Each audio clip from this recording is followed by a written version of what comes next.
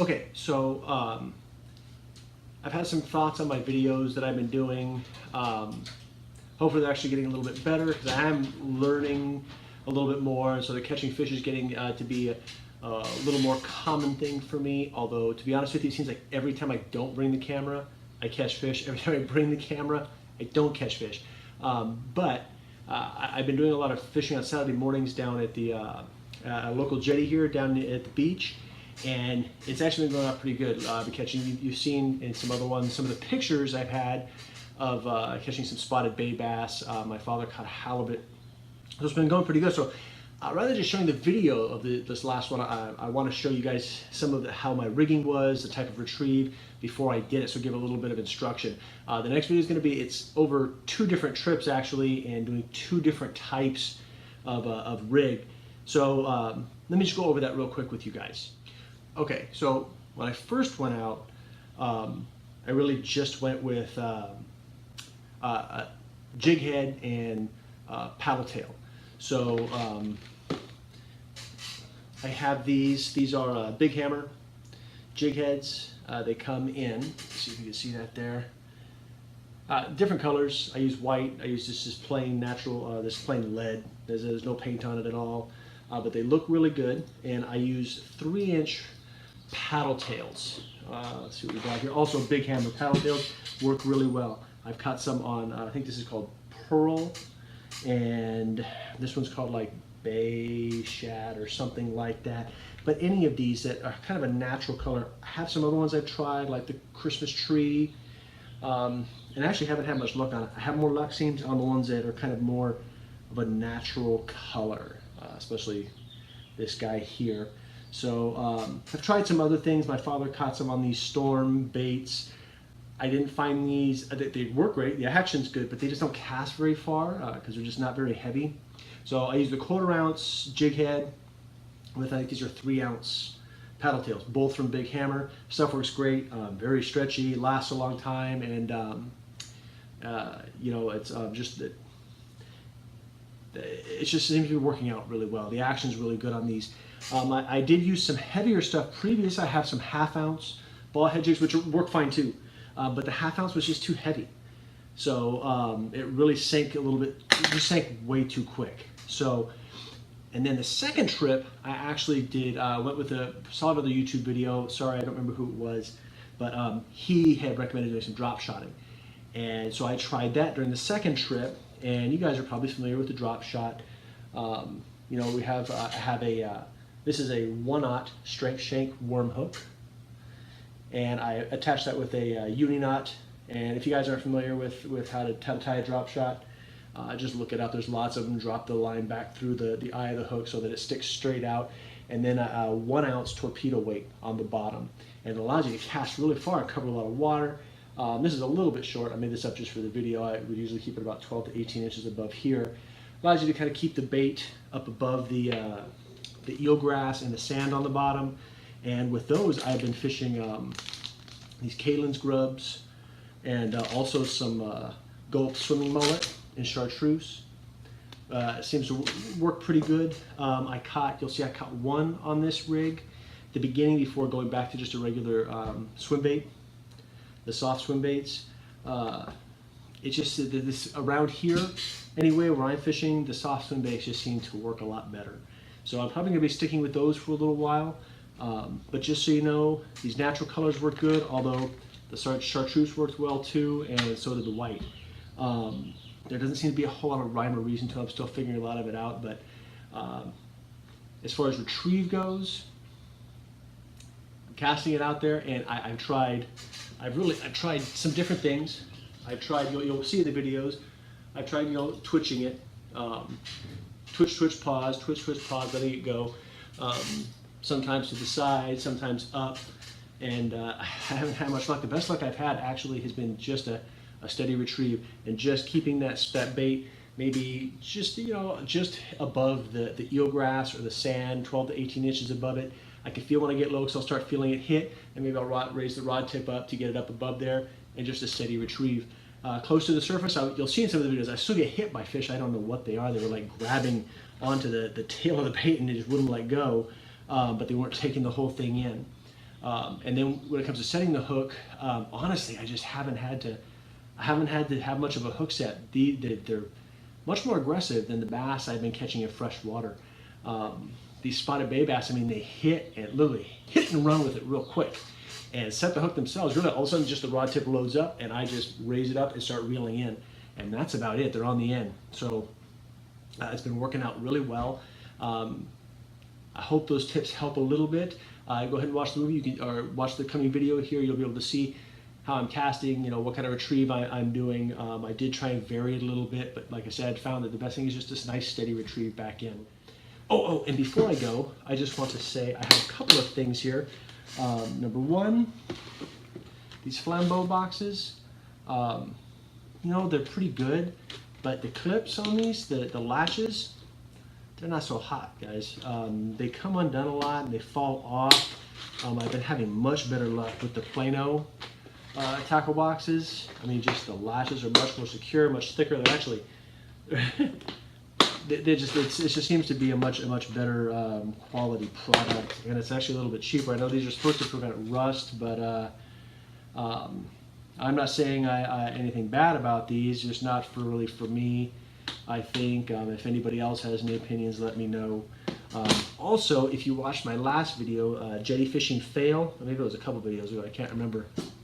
I took a bit of a spill into the water, and I was using my 8-foot rod that I usually use for surf fishing, and I had the new Rose Cooley reel on it. They got that kind of Chinese knockoff. I don't know if it's Chinese. It was inexpensive, and it was working pretty good, but it took a dip into the salt water, completely submerged. And I came home and I rinsed everything out really well. I mean, I didn't completely take it apart, but I rinsed it all off really well. And about a week later, I went to reel it, and it just was completely frozen. I took it all apart, and I had assumed that taking everything apart, I found all the gears just slathered with grease, which is what you would assume, which is why I didn't think too much about taking it apart and rinsing that out and re-greasing, even though I probably should have. My fault. I should have taken everything apart and done that, but I didn't. I assumed it, and the parts that were slathered and greased, all the gears and everything were fine, but the bearing here, the bearing, just not a single smidgen of grease on that thing, and it rusted. So I know I was going to do a review on this guy, and I don't know. I don't know. I'm not saying I would recommend it or not recommend it. It was good while I was using it. It was nice and smooth. It worked really well. Maybe this just slipped through the cracks and they didn't grease it, but I wasn't too happy with that. So not sure if I will be buying another one of these, or if I'm just going to replace the rakes, or if I'm just going to go with another reel. But just kind of letting you guys know, there won't be a review coming on this because of that. And so that's about it for now. Go ahead and watch the video, enjoy it. I do have a few catches on here. It seemed to turn out pretty well. Thanks.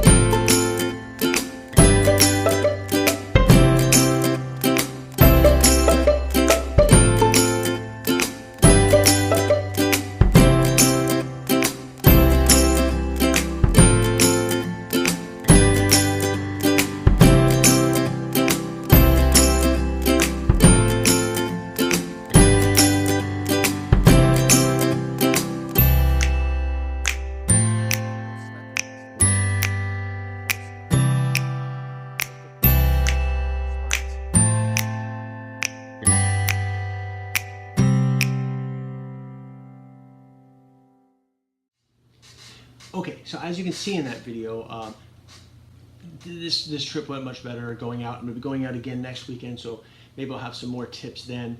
You also see that at one point the hook that had gone into, I think it was the first fish I caught on a drop shot. Man, they were just choking these swim baits, and it actually went in through the tongue and came out through some cartilage and out underneath the chin. So and I couldn't get it out because it went through so much. It couldn't get it out with the barb just kept getting stuck. So I actually carry a pair of dikes with me, and you saw them in the video. Maybe you did, I don't know. But so I was able to put my forceps on it, clip it off, and then pull the rest of the hook out. So, and it, to save the fish. So I'm not putting it back with any metal in its mouth. And it turned out okay. So just a good tip on that end. Make sure that you go, you might want to carry those with you. I've had that happen with bass fishing too, where, man, he hooked it way in the back of the throat and I could not get it out. And so I ended up actually cutting the line and pulling the hook out the opposite way, or you could cut it and take it out. So just a quick tip on that one. I hope you guys enjoyed the video. Hope you guys enjoyed seeing how basically what's working out really well with this kind of fishing where I'm at is just a nice steady retrieve. Okay, drop shot works, but what I'm finding best is jig heads with these great big hammer baits on them. Again, I have no affiliation with Big Hammer whatsoever, but they just work really, really well. So if you guys like the video, go ahead and press like down below. Any comments, leave them for me. Until then, just, hey, get outside and live life. Thanks.